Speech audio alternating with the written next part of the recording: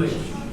Convido os irmãos a abrirem a palavra do Senhor no Evangelho de João, capítulo 2. Como o pastor disse no início, estamos numa série de mensagens no Evangelho de João. Ele expôs o primeiro capítulo e agora vamos dar continuidade ao capítulo 2. Eu disse que iria falar um pouco sobre o capítulo 1, mas como o pastor abriu o culto com o capítulo 1, inclusive no versículo que eu ia falar um pouco, graças a Deus a gente fez com uma testificação e vou ir logo para o capítulo 2. Amém? Os irmãos encontraram? Evangelho de João, capítulo 2, versículo 1 em diante, diz assim: 3 dias depois, houve um casamento em Caná da Galileia. Achando-se ali a mãe de Jesus, Jesus também foi convidado com os seus discípulos para o casamento. Tendo acabado o vinho, a mãe de Jesus lhe disse: eles não têm mais vinho. Versículo 4. Mas Jesus lhe disse: mulher, que tenho eu contigo? Ainda não é chegada a minha hora. Então ela falou aos serventes: fazei tudo o que ele vos disser. Estavam ali 6 talhas de pedra, que os judeus usavam para as purificações, e cada uma levava 2 ou 3 metrelas. Jesus lhe disse: enchei de água as talhas. E eles as encheram totalmente. Então lhes determinou: tirai agora e levai ao mestre-sala. E eles o fizeram. Versículo 9. Tendo o mestre-sala provado a água transformada em vinho, não sabendo de onde viera, se bem que sabiam os serventes que haviam tirado a água, chamou o noivo e lhe disse: todos costumam por primeiro bom vinho, e quando já beberam fartamente, serve o inferior. Tu, porém, guardaste bom vinho até agora. Com este deu Jesus princípio a seus sinais em Caná da Galileia, manifestou a sua glória e os seus discípulos creram nele. Depois disso desceu para Cafarnaum, e com sua mãe, e seus irmãos, e seus discípulos, e ficaram ali não muitos dias. Amém? Vamos orar ao Senhor. Glória a Deus. Deus, em nome de Jesus, nós te agradecemos, ó Pai, pela sua palavra. Te agradecemos, ó Deus, pelo privilégio de a lermos, ó Deus, de termos, ó Deus, o privilégio de louvar ao Senhor neste lugar com liberdade, Pai, em espírito e em verdade. Deus, em nome de Jesus, pedimos perdão aos nossos pecados, ó Pai. Te pedimos, ó Deus, perdão, Senhor, por tudo aquilo que deveríamos ter feito e não fizemos. Pai, em nome de Jesus, que o Senhor fala conosco nessa noite. Deus, em nome de Jesus, que o Senhor me use, Senhor, como instrumento do Senhor. Pai, que eu não venha falar nada de mim mesmo, mas falar, entregar a palavra que é sua, em nome de Jesus. Espírito Santo, quebrando os nossos corações nesta noite, fala conosco, ó Pai, venha gerar frutos essa palavra, mudança de vida, em nome de Jesus. Amém. Amém? Pode se assentar. Glória a Deus. Fique à vontade, fique aí com a sua Bíblia aberta.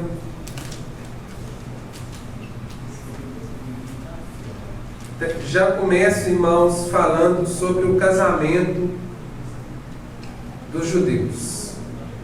Esse casamento não é como o nosso, que dura aí simplesmente a cerimônia e a festa. O casamento do judeu ele durava em torno de 7 dias.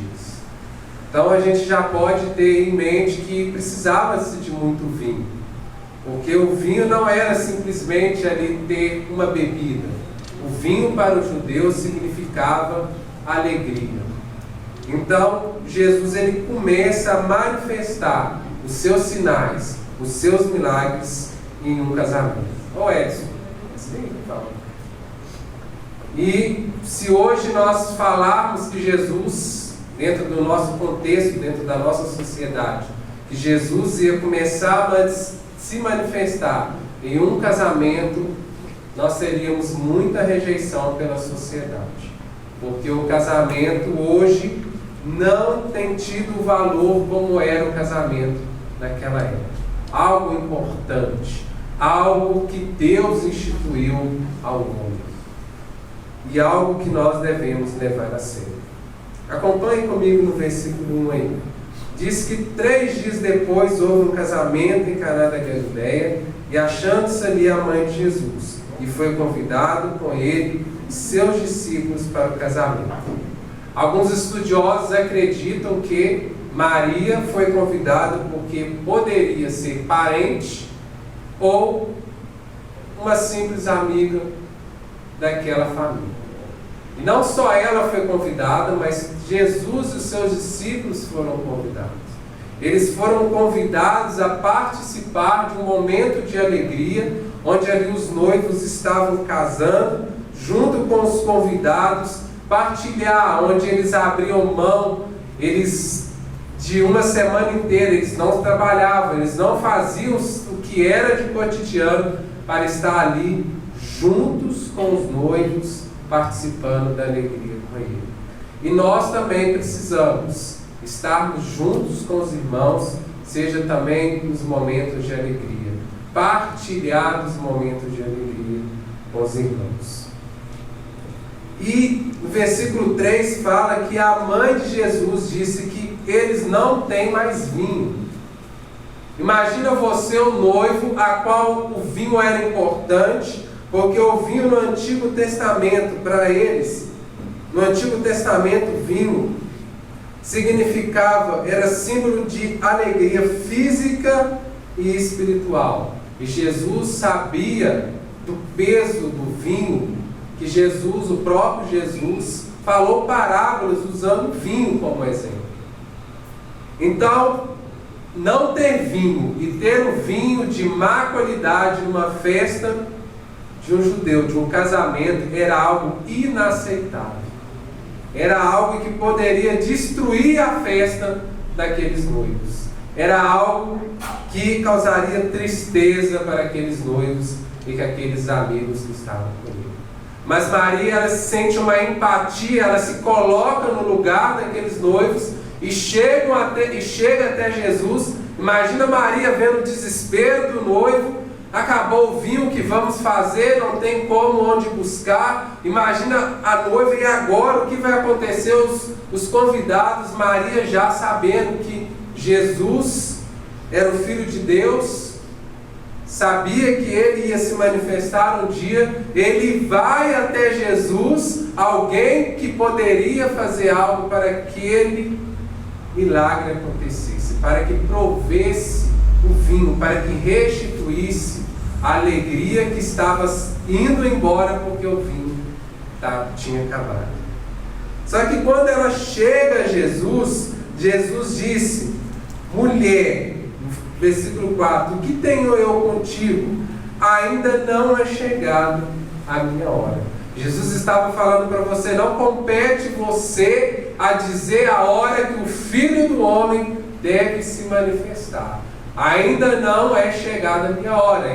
Eu ainda não vou realizar, porque quem é você para... Jesus estava repreendendo Maria nesse sentido. Mas no versículo 5 diz assim: então ela falou aos serventes: fazei tudo o que ele vos disser. E essa mulher teve fé. Ela cria que Jesus ia fazer algo. E nós precisamos manter a esperança da nossa fé. Crer que Jesus vai fazer algo, seja para prover algo nas nossas vidas, seja para restituir a nossa alegria. Jesus é aquele que, quando ninguém pode fazer mais nada, Jesus faz. Porque Jesus, ele não está limitado a recursos. Jesus não está limitado à física, Jesus não está limitado à química. Ele é o dono e provedor de todas as coisas. E Ele criou e tudo foi criado por meio dele. Então no versículo 6, diz que estavam ali 6 talhas de pedra, que os judeus usavam para as purificações, e cada uma levava 2 ou 3 metretas. Metretas aqui era uma medida que alguns estudiosos não chegaram à conclusão de quantos equivaliam, mas eram talhas ali de pedra muito grandes. E elas estavam ali para que eles pudessem lavar as mãos e pudessem lavar os utensílios. Por isso, para a purificação. Então, Maria fala, observar ele, fazer o que ele mandar. Então, Jesus fala assim no versículo 7, enchei de água as talhas. E eles encheram totalmente. Quando Jesus nos manda fazer algo, ou nos ordena fazer algo segundo a palavra dele, nós temos que obedecer. Se eles não tivessem pegado as talhas, enchido de água, talvez, porque Deus não está limitado também à desobediência do homem, aquele milagre não aconteceria daquela forma que aconteceu. Cabe a nós, parte de nós, sermos responsáveis. Deus, sendo o Criador, provedor, sustentador de todas as coisas, Ele não tirou a nossa responsabilidade de obedecer. Se sabemos que temos que orar, eu não preciso Deus tocar-me, fazer um arrepio para que eu venha orar. Ainda sabendo que Deus nos toca, ainda sabendo que Deus opera, se eu preciso mudar de vida, se eu preciso consertar o meu casamento, eu não preciso Deus aparecer a mim. Nós sabemos que não aparece, como o pastor disse, se aparecer é algo que nós questionamos, porque Deus é invisível. Ele é o grande eu sou, mas é invisível. Nós esperamos alguém, se o pastor falar algo ali hoje para consertar o casamento, me manda um sinal, às vezes lê um livro lá que o cara teve uma experiência e faz um sinal com Deus, e às vezes nós ficamos esperando um sinal para obedecer daquilo que Deus já falou, da palavra de Deus. Então Deus falou, pegai essas talhas, enchei de água, e eles obedeceram. Diante do que eles foram responsáveis, eles pegaram as talhas, eles encheram de água. E diz aqui no versículo 8, que então lhe determinou, tirai agora e levai ao mestre-sala. E ele os fizeram.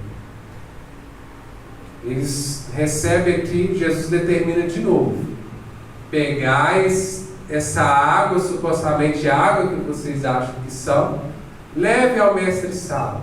E o mestre-sala era aquele responsável de provar o vinho, de falar se o vinho era bom ou se o vinho era ruim. E quantos de nós, nos nossos milagres, eu creio que Deus me curou de tal enfermidade. Não vai mais no médico, não procura, abandona todo o testamento, não, eu creio que Deus me curou, para de sentir, não, Deus me curou, mas não vai o médico para testificar que Deus me curou, até porque se alguém questionar o nosso milagre, nós temos aqui, olha aqui, está testificando que eu tinha, que hoje eu fui curado, que eu fui curada. Olha aqui, aquele que pode dizer que o milagre foi realizado, ele está dizendo. Jesus, certa vez, quando ele curou o leproso, ele disse, vai ao sacerdote e mostra, porque o sacerdote era responsável de analisar, de olhar se ele tinha sido curado ou não, e de integrá-lo novamente à sociedade, porque já que a lepra o afastava completamente das pessoas. nós precisamos ir àqueles que são responsáveis, aqueles que são dados ali a autoridade para mostrar se o nosso milagre é verdadeiro ou não. Quantos milagres nós vemos na televisão? Pessoa andando, pessoa enxergando, e às vezes até nós questionamos: Senhor, por que na minha igreja não acontece isso? Por que lá na igreja do fulano de tal, naquela denominação tal, acontece milagre todos os dias? E às vezes quando esses líderes são questionados alguma coisa, onde está a testificação de que aquele milagre é verdadeiro? Deus pode fazer? Pode. Deus faz. E quando Ele faz, Ele mostra. É verdadeiro. Não tem como você simular, não tem como você querer enganar.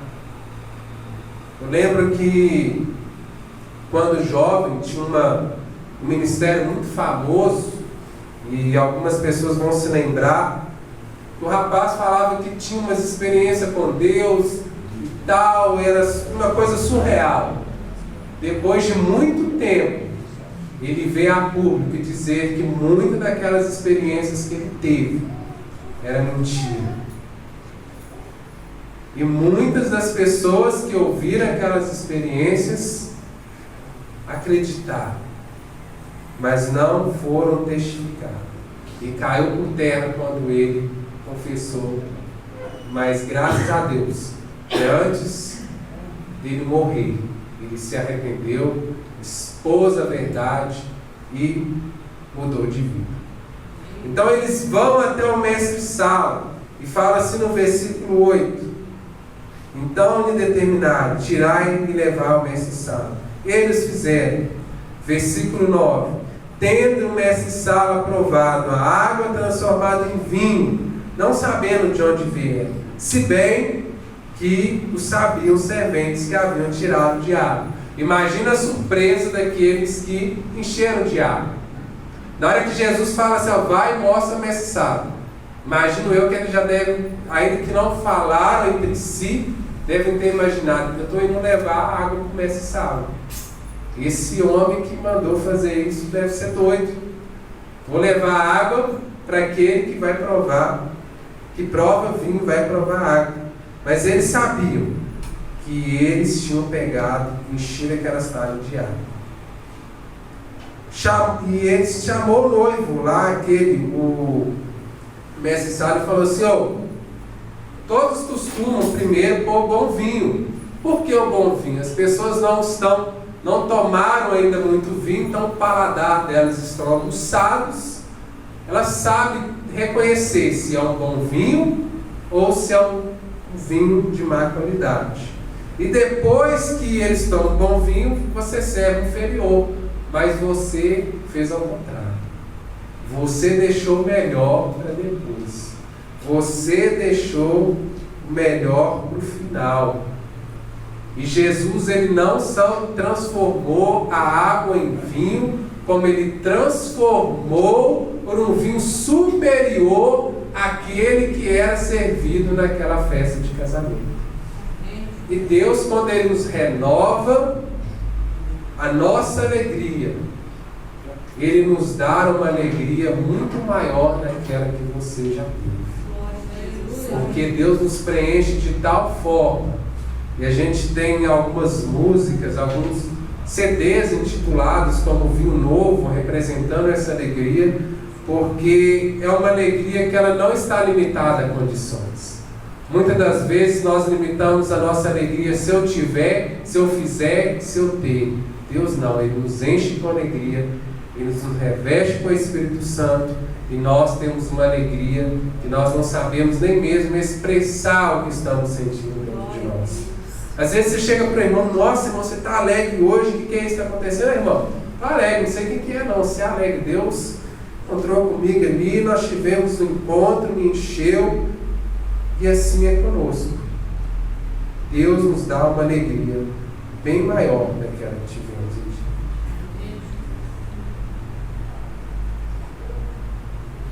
E no versículo 11 diz assim: com o milagre que tinha acontecido, deu Jesus princípio a seus sinais em Caná da Galileia. Manifestou a sua glória, e os seus discípulos creram nele. Os discípulos já estavam andando com Jesus, já criam nele como um rabino, como um mestre, mas agora eles passaram a crer como Filho de Deus, como Messias, porque o milagre testificava que só um homem, sendo de Deus, poderia ter feito aquilo que Jesus fez. Ele não era como um mestre comum, ele não era como um homem qualquer, ele é o Filho de Deus, porque ele começou a manifestar os seus sinais. Os milagres estavam sendo feitos. E muitas pessoas, eu já vi pregadores questionando, que não entendem por que Jesus realizou o seu primeiro milagre, transformando a água em vinho. Porque o vinho era simplesmente uma bebida. A pessoa ia se embebedar, provavelmente, com aquele vinho. Mas eles esquecem que o vinho era algo essencial para uma festa, era algo essencial para a alegria dos noivos e dos convidados. E além do mais, o vinho representava alegria. O vinho para o judeu, como eu disse no Antigo Testamento, representava tanto alegria física quanto espiritual. E Jesus manifestou ali numa instituição a qual ele mesmo criou, o casamento. A importância do casamento. Nós não cabemos questionar a Deus por que o primeiro milagre foi por vinho e não curar o paralítico. Ele é Deus. E se Ele quis assim, sendo Filho de Deus, aleluia, glória a Deus, que Ele é o Senhor, o Rei. E após Jesus transformar a água em vinho, Jesus salvar aquele casamento, Jesus pode salvar o seu casamento. Jesus pode restituir a alegria do seu casamento. Jesus pode transformar a sua tristeza em alegria, porque Ele não está limitado a nada. Ainda que esteja tudo ao contrário, que as coisas estejam colaborando para a ruína, Deus pode fazer todas as coisas. Porque Ele é o Senhor. Ele é aquele quem falou, quando Moisés falou: eu vou até os meus irmãos, e quem eu vou dizer que é o Senhor? Ele dizem, eu sou. O eu sou, tipo, Deus, Ele é. Ele não foi, Ele é. Ele vai ser, Ele é o eu sou. No versículo 12, diz assim: depois disso desceu para Cafarnaum, com sua mãe, seus irmãos e seus discípulos, e ficaram ali não muitos dias. Estando próximo à Páscoa dos judeus, subiu Jesus para Jerusalém. Vocês lembram que no dia da Páscoa, nós falamos um pouco aqui, do que o mundo comemora a Páscoa. Nós falamos aqui o significado da Páscoa para o povo judeu, sobre como era ali colocado o sangue sobre os umbrais da porta, como era sacrificado o cordeiro. E nós falamos que este sangue é o sangue de Jesus, simbolizando ali o sangue de Jesus, que Ele é o cordeiro oferecido sem pecado nenhum, se colocou em nosso lugar para que tivéssemos vida. Então Deus instituiu essa festa para que eles se lembrassem da saída do Egito e como Deus os livrou de forma milagrosa, e já apontando para o seu próprio Filho a obra que Jesus fez na cruz do Calvário. Então Jesus, Ele foi com seus discípulos e com todo o povo judeu, que se dizia judeu e era religioso, que saíam lá de onde eles estavam, de outras cidades, de outros países, que no caminho cantavam o hino de degraus, o hino de romagem no meio do caminho, e falam que eles estavam indo para o templo. E chegando lá, no versículo 14, diz assim: encontrou no templo os que vendiam bois, ovelhas e pombas, e também os cambistas assentados. Tendo feito um azorrague dessas cordas, expulsou todos do templo, bem como as ovelhas, os bois, derramou pelo chão o dinheiro dos cambistas, virou as mesas, e disse aos que vendiam pombas: tirai daqui estas coisas, não fazei da casa do meu pai casa de negócio. Lembraram-se os seus discípulos de que está escrito: o zelo da tua casa me consumirá. E essa não foi a primeira, e essa não foi a última vez, desculpa. Essa não foi a última vez que Jesus purifica o templo. Mais tarde ele vai purificar o templo de novo. Mas aqui, o que acontecia?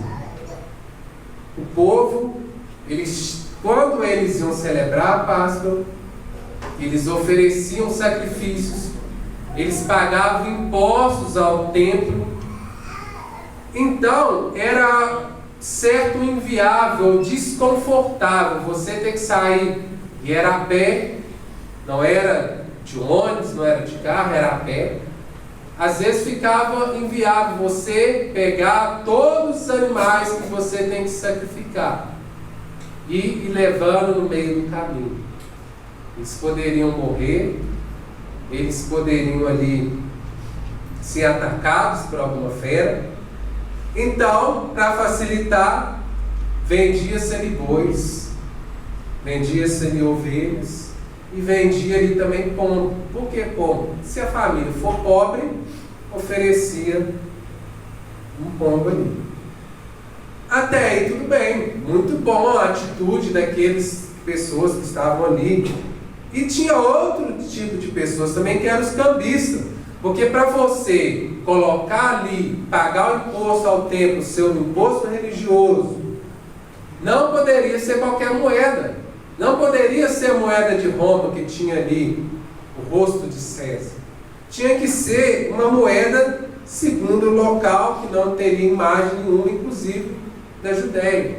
Então os cambistas pegavam esse dinheiro seu, trocavam por aquelas moedas que eram aceitas ali no templo.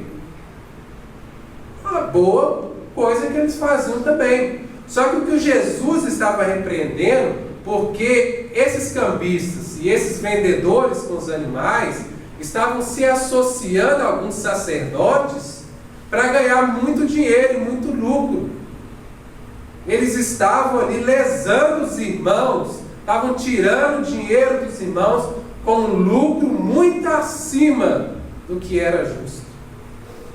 Então Jesus, conhecendo e sabendo dessas coisas, o zelo consome de tal forma que ele pega as cordas, faz como se fosse um chicote e joga tudo no chão e manda: ó, sai todo mundo daqui, não fazei da casa do meu pai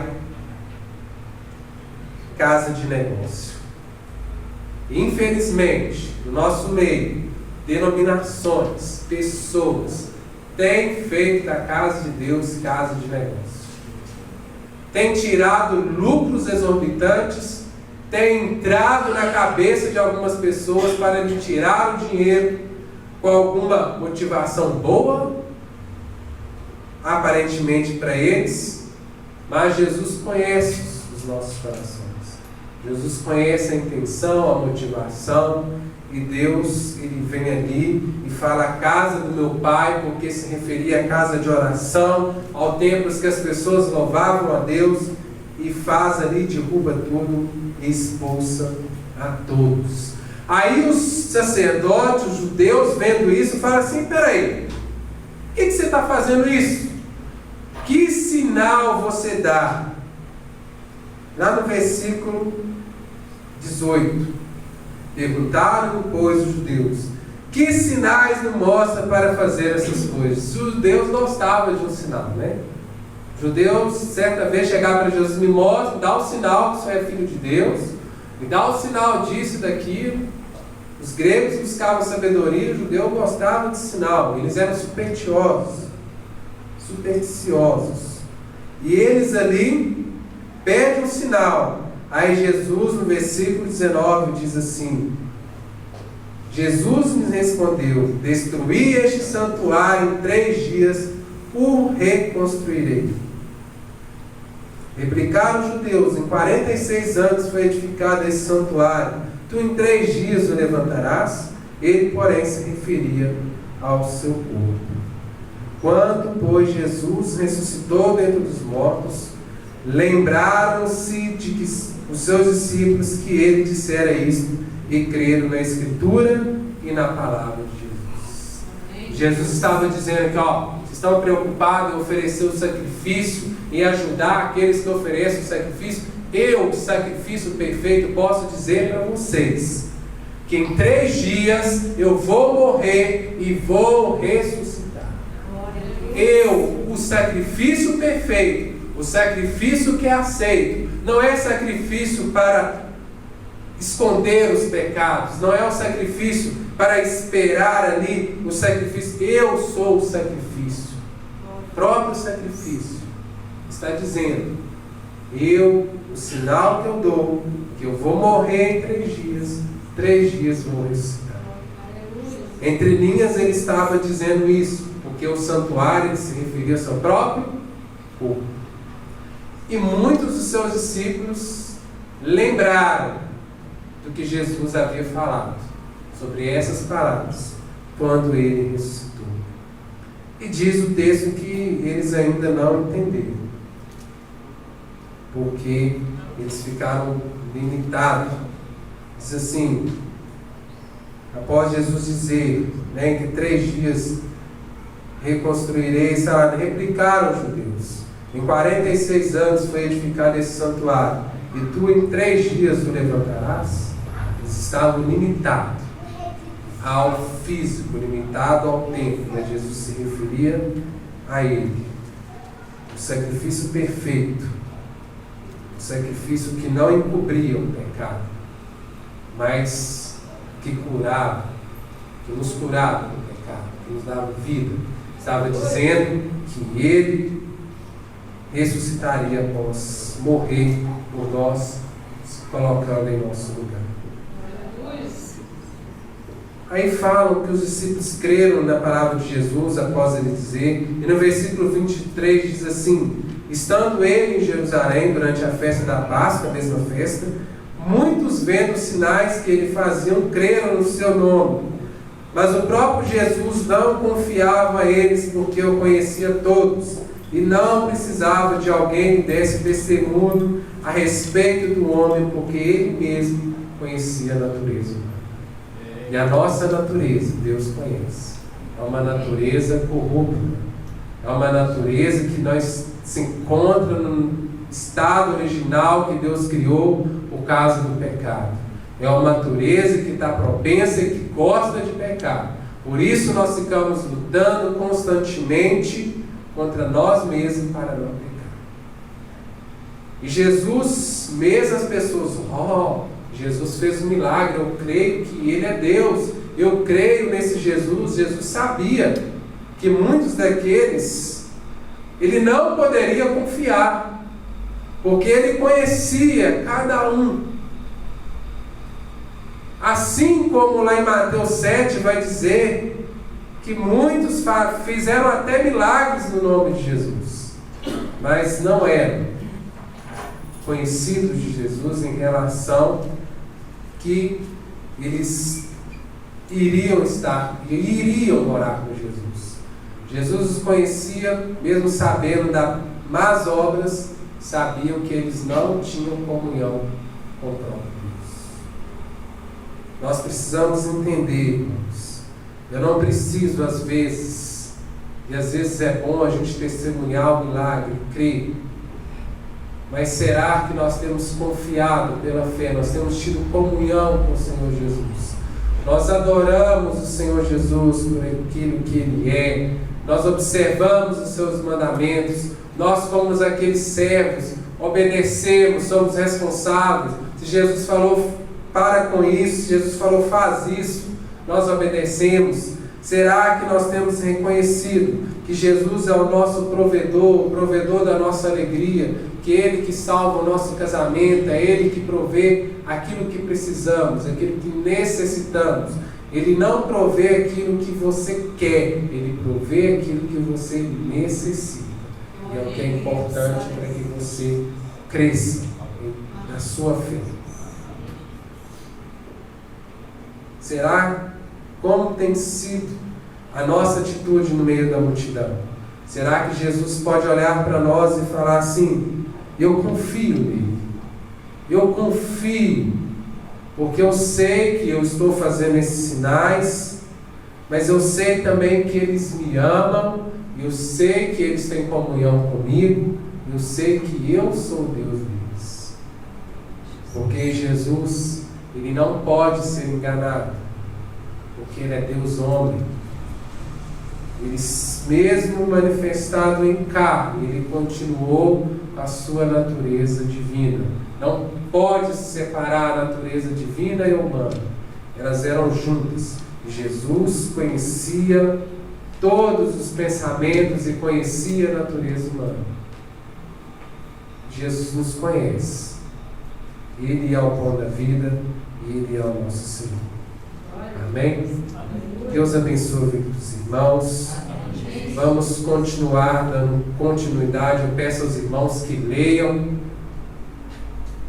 o Evangelho de João, que estejam aqui junto conosco, aprendendo, sabendo que aquele que foi convidado, convide ao Senhor.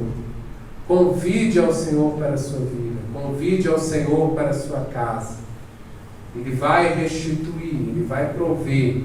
Seja como a mãe de Jesus foi, como Maria foi, uma mulher de fé.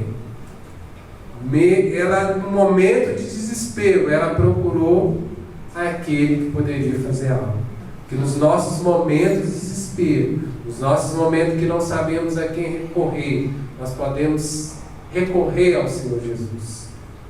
Muitas das vezes, ainda que nós estamos com a razão, mas nós precisamos entregar ao Senhor para depois agirmos. Porque Jesus, ele é aquele que pode fazer. Entregue ao Senhor. Jesus há de prover, Jesus há de curar, Jesus há de libertar, Jesus há de fortalecer, se assim ele quiser, como ele fortaleceu a Paulo e nos fortalece. E que assim como aquela mulher teve fé, nós possamos dizer que para as outras pessoas, fazei o que Jesus ordena, fazei o que a palavra diz para fazer. Nós possamos ali, quando Jesus nos comissionar algo, nós possamos fazer. Nós não precisamos questionar algumas coisas dentro daquilo que é a palavra. Olha, eu não estou vendo, eu não entendo. Como disse o pastor, Deus invisível, eu estou aqui orando, não tem ninguém me vendo, não tem ninguém me ouvindo. Eu poderia estar falando com aquele irmão que tem um recurso, poderia falar com aquele irmão que pode me ajudar. Eu estou aqui, estão me chamando de louco, eu não vejo esse Deus. Eu estou orando a Ele. Vamos orar, ainda que você não veja. Vamos testificar os nossos milagres. Vamos àquele que pode atestar que aconteceu de verdade. Vamos ao médico, vamos a quem for preciso testificar que o nosso milagre não é um milagre falso, mas é um milagre verdadeiro. Vamos crer que Jesus, ele não é só um mestre, ele não é só um Senhor, como dizem aí, só um Senhor que foi bonzinho, que teve uma doutrinação de amor, que pegou algumas pessoas lá que fizeram bem. Não, Jesus, ele é Deus, ele é o Messias prometido, ele veio, ele morreu em nosso lugar. Não vamos fazer na casa de oração casa de negócios. Vamos crer que Jesus é o nosso provedor, vamos ser justos nos nossos negócios, com os nossos irmãos, entendendo que a motivação deve ser de acordo com a palavra de Deus, ainda que façamos alguma coisa boa, que aqui eles estavam fazendo.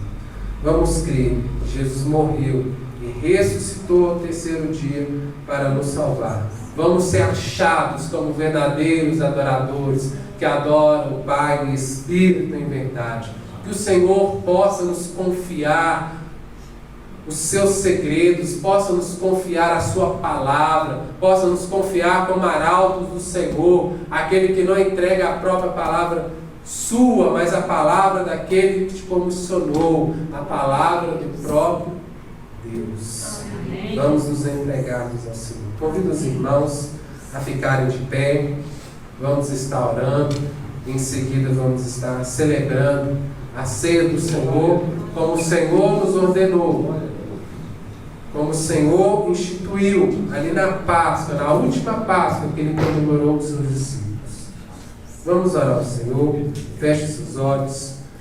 Deus, em nome de Jesus, nós queremos te agradecer. Nós queremos te convidar, Senhor. Sabemos, ó Pai, convidar o Senhor às nossas vidas, convidar a participar das nossas alegrias, das nossas tristezas, que o Senhor venha nos consolar. Pai, em nome de Jesus, nós sabemos, ó Pai, que o Senhor é melhor do que o vinho, o Senhor é melhor, ó Deus, do que a bênção. Por isso nós cremos e clamamos ao Senhor. Mas o vinho ali simbolizando como alegria, nós te pedimos que o Senhor venha restituir alegria em nossas vidas. Que o Senhor venha restituir casamentos neste lugar. Que o Senhor venha restituir casamentos através, ó Deus, das nossas vidas, pregando a palavra do Senhor. Pai, que o Senhor venha prover o milagre do Senhor nas nossas vidas, transformando, ó Pai, em nome de Jesus, que nós devemos obedecer, que nós devemos crer, crendo que o Senhor é o Filho de Deus que tira o pecado do mundo. Pai, que o Senhor venha nos confiar o seu reino, que o Senhor venha nos confiar as almas que o Senhor quer salvar, para que possamos pregar o Evangelho em nome de Jesus. Amém. Amém. Deus abençoe os irmãos.